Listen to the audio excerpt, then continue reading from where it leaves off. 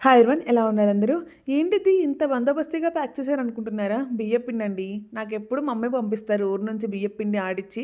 మా నాన్న ఇలా ప్యాక్ చేశారు, కొంచెం కూడా బయటికి రాకుండా. ఇంతకీ ఇప్పుడు బియ్యపిండితో ఏం చేస్తున్నాం అనుకుంటున్నారా? కుడుములు చేస్తున్నానండి. వినాయక చవితి వస్తుంది కదా! వినాయక చవితి అంటేనే కుడుములు కదా! ఎవరికైనా కుడుములు చేయడం రాదు, ఫస్ట్ టైం చేస్తున్నాం అనుకుంటే ఈ రెసిపీ ఫాలో అవ్వండి. చాలా ఈజీగా చేసుకోవచ్చు. వినాయక చవితికి కదా కుడుములు చేసేది. నువ్వు ఇప్పుడే ఎందుకు చేస్తున్నామని డౌట్ ఎవరికైనా వచ్చిందా? రాకపోయినా చెప్పేస్తాగా.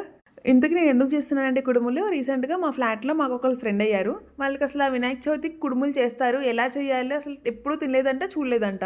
ఇంక నేను ఊరుకుంటానా? ఎలా చేయాలో చెప్పడమే కాదు, చేసిస్తానని వాళ్ళకి చేసిచ్చాను.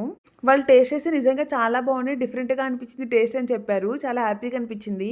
పండగకి కాదు, మేము అప్పుడప్పుడు చేసుకుంటూ ఉంటాము. ఎందుకంటే మాకు చాలా ఇష్టం. టేస్ట్ చాలా బాగుంటాయి, అలాగే హెల్తీ కూడా. ఎందుకంటే ఇందులో మనం జస్ట్ 3 ఇంగ్రీడియంట్స్ యూజ్ చేస్తాము.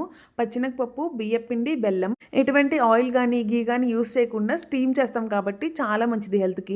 పిల్లలకు కూడా ఈవినింగ్ స్నాక్స్గా ఇవ్వచ్చు. అండ్ షేప్ కూడా మనకు నచ్చినట్టు చేసుకోవచ్చు. ఇప్పటిదాకా వినాయక చవితికి మీరు ఈ ప్రసాదం చేయకపోయింటే ఈ ఇయర్ ఖచ్చితంగా ట్రై చేయండి. చాలా ఈజీగా అండ్ టేస్టీగా ఉంటుంది. Thank you for watching.